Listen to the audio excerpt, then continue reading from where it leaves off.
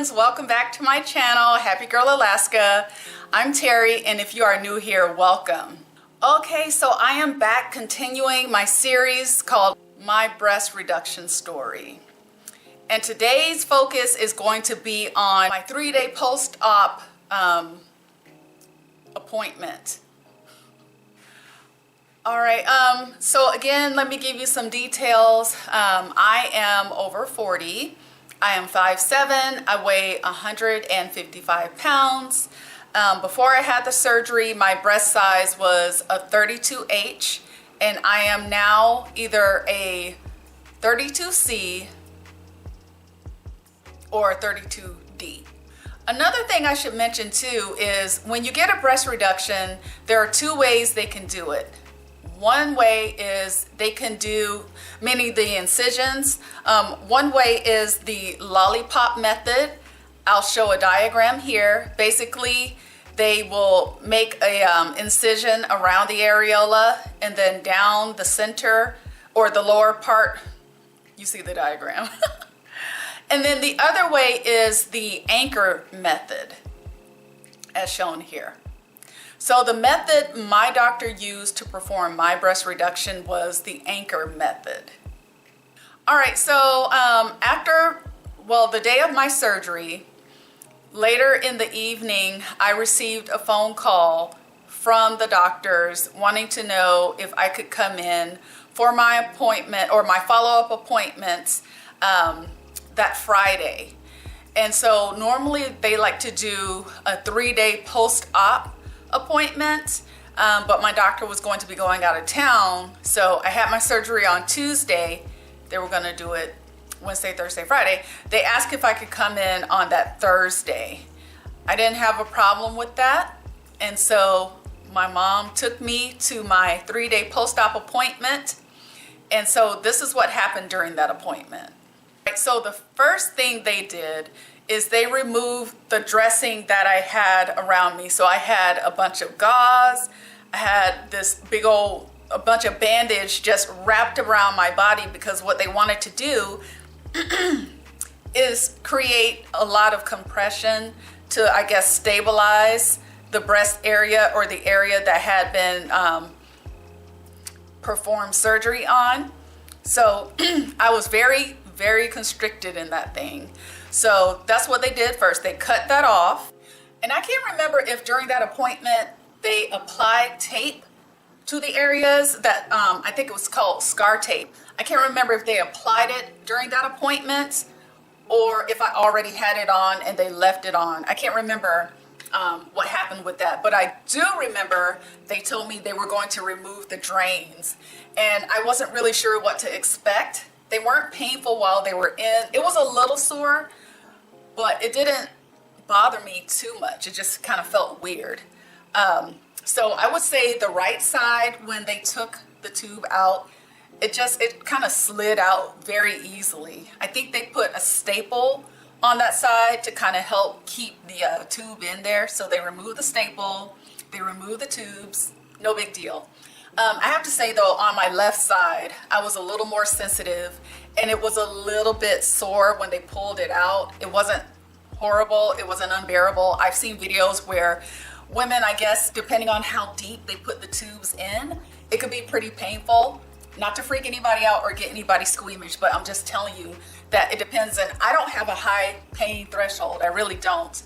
So I was glad that for me, that wasn't a painful thing that they were doing. Another thing they did is, if you remember from the last video, I told you they put a nausea patch behind my right ear. So they went ahead and removed that. They asked me if I had thrown up, and I hadn't. And once they removed that, I didn't have any issues as far as nausea or anything like that. But if I did, part of my prescriptions, or one of my prescriptions, was for anti-nausea medication, so I had that at the house.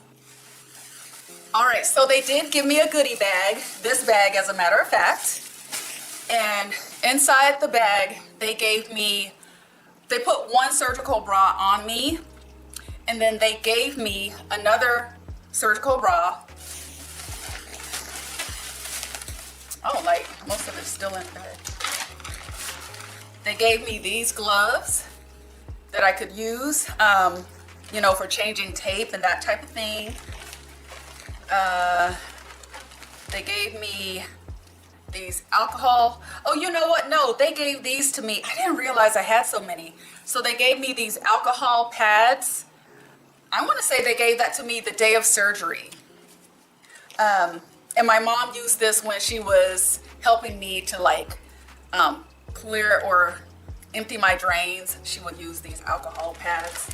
But yeah, I think what they gave me some more gauze. So this right here, I have tons of them in this bag. Yeah. So got me situated with that, and they asked me to schedule a 1-week post-op appointment, which was a little shy of 1 week post-op. We scheduled it for that coming Monday. So let's see, I went in on a Thursday, so Friday, Saturday, Sunday, Monday. 4 days later, I came in for my 1 week post-op appointment. I mean, things were moving along really fast. I was thinking they would give it a little bit more time between visits, but so far everything's been going good. I just was kind of surprised at how soon they wanted me to return. Oh yeah, and I should mention too, the purpose of that post-op visit was for them to remove my stitches. That was a whole nother experience, y'all. That was a whole nother experience. But yeah, I kind of had to brace myself for that, and I'll get into that a little bit more either in this video or in another video. But what they told me when they saw me at my 3-day post-op visit is that everything looked really good. They didn't see any sign of infection. The stitches still look good and everything. And they said that I can expect to see some swelling because they were pretty swollen. And as a matter of fact, it was just today that I noticed, no, yesterday that I noticed the swelling is starting to go down in my breast. So that's awesome. But yeah, they reminded me not to lift my arms beyond this point and to continue sleeping on my back, but in a reclined position. So I still could not sleep flat on my back. Oh, and then the other thing they told me is to keep wearing the surgical bra. You know, I could take it off to shower or what have you, but leave it on. And what they said too is not to bathe for the first couple days after you have surgery. So I mostly did the whole bird bath thing. You know, you hit the hot spots and you keep it moving. And what else? Oh yeah.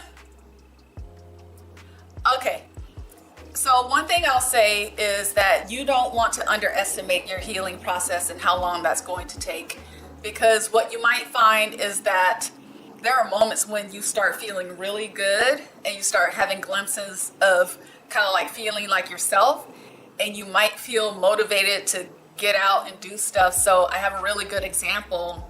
I went to my 3-day post-op appointment on that Thursday, and on that Saturday, I was like, hey mom, hey Kasia, let's go have a girls' day on Saturday. You know, so we were gonna go hit the mall. We were gonna go do a whole bunch of other stuff and grab a bite to eat and everything.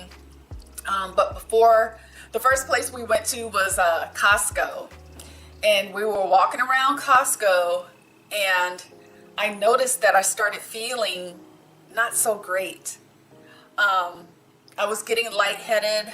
I noticed that my heart was kind of like, I guess, having palpitations and stuff, and I just really didn't feel good. So I mentioned that to my mom. Kasia decided to sleep in that day. I mentioned that to my mom, and we immediately went back home, and I got in the recliner and I went to sleep. So yeah, I want to say, you know, even though you might start feeling normal again a few days after your surgery, just take it easy. Take it easy. It's not worth doing something that might set you back. And I say that because I bumped my head again. You know, I didn't learn the first time, and I did something that just really kind of was a wake-up call for me. And from that point forward, I was just like, yeah, I just need to take it easy, ask for help, and allow myself to heal. It's going to be different for everyone. I hear some people talk about when they start healing, they started itching a lot. I've had very minimal itching, so just keep in mind that your journey is not going to be the same as anyone else's. But one thing that you do have in common, and I don't know if I mentioned this, is I took the whole week off. The week that I was having my surgery, I took that week off. And then I should have taken the second week off as well. That would be my recommendation, is to take 2 weeks off from work if you can. If you can't, 1 week is fine. But I would say at a minimum, you want to take 1 week off from work. Okay, well, I hope this video was helpful. If it was, please give it a thumbs up, comment, subscribe, share the video. If you have any questions, feel free to ask. If I haven't addressed it in the previous videos or this video, there's a pretty good chance it's coming up. I want to share my journey with you all as I go through it, because I know it sure helped me to watch these types of videos. So, all right, take care, y'all, and I'll see you in the next one.